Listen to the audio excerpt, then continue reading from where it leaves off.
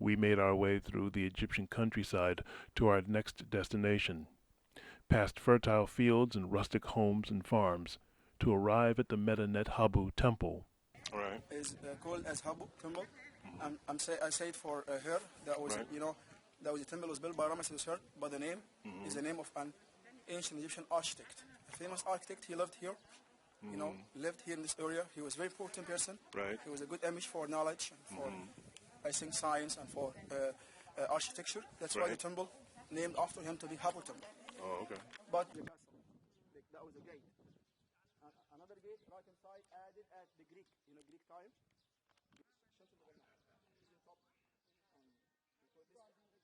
ده اللي هو الماونتن تو ماونتن رايت ماونتن ليفت ماونتن اند ذا سان comes every morning every sunrise. This is exactly اللي هو التجسيد بتاع بعد كده اللي هو الاعمده، بس الاعمده بعد كده الكولمز والبيلر.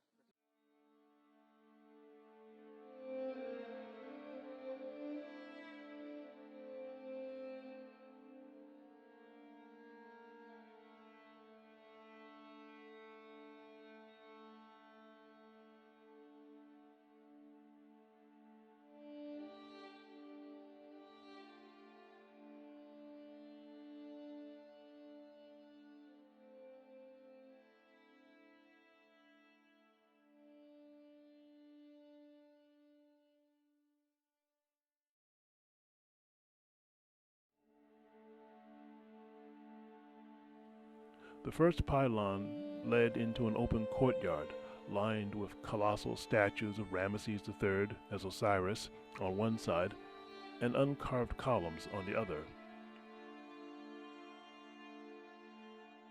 This leads up to a ramp that leads through a columned portico to a third pylon and then into the large hyper-style hall, which at this point has lost its roof.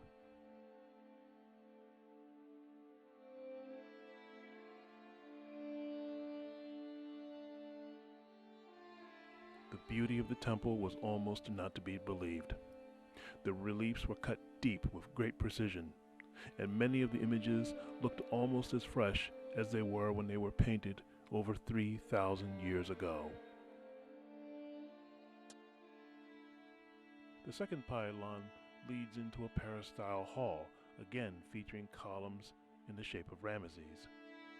He was one of, I think, the most important kings of Egypt, and let's say he was the last great king of Egypt. Right. So he built this temple, and this temple used as a funeral temple for this king. And let's say all the funeral temple they were used as let's say a cult temple, temple to worship and to sacrifice and to please the ancient Egyptian gods, especially Amun-Ra. Okay. That's why here you can see in every column, in every drawing, you can see Ramesses III standing and sacrifice and present and worship, this important god. He looks like a man wearing two feathers. This is exactly Egypt's important god is the sun god Amun-Ra. Thank you.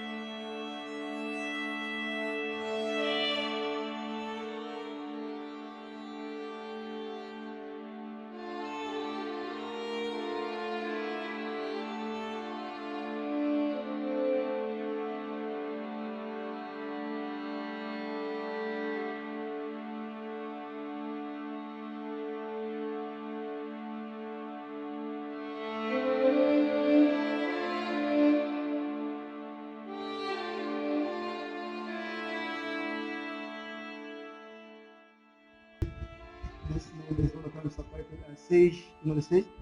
Sage and bee, honeybee. You can see the honeybee is above the second name. Okay. Yeah, you can see. You see the bee over there? Yes. And the bee over there? Yes.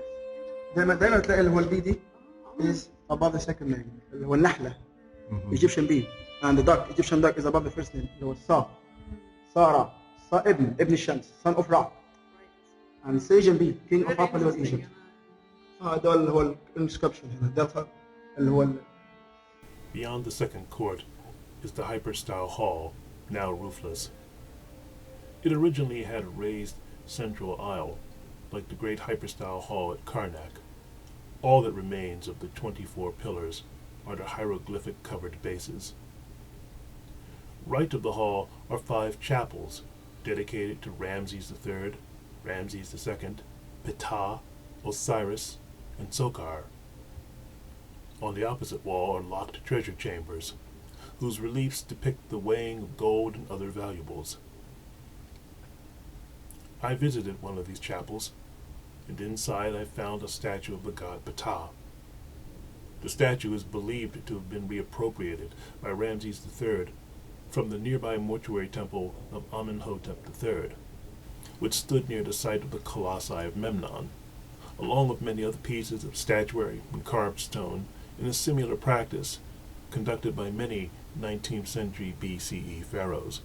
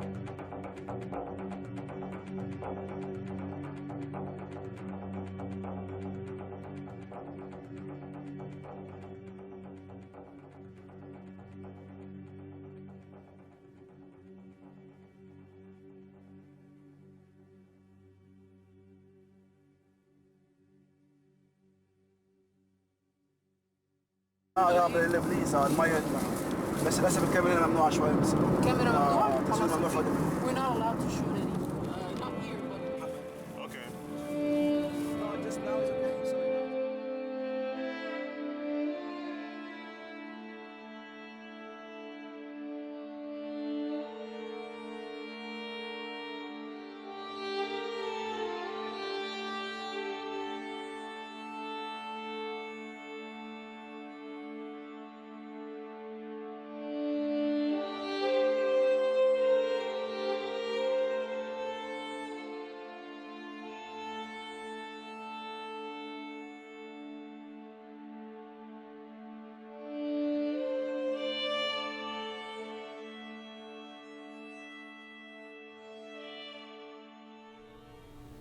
The journey to the Valley of the Kings was the closest Noora and I had come to actually visiting the desert during my stay in Egypt.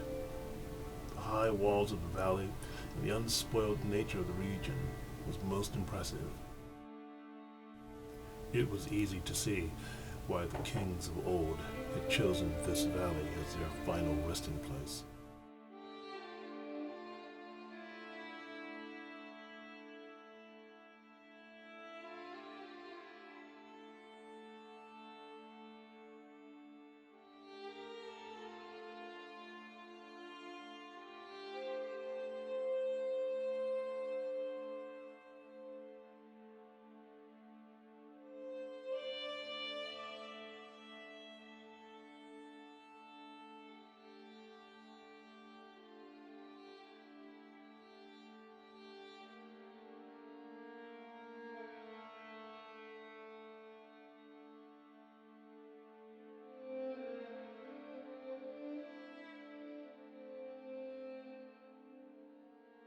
Once we arrived in the park of the Valley of the Kings, we got our tickets at the main entrance, and then walked the remaining 100 yards or so to some of the main tombs that were open to the public.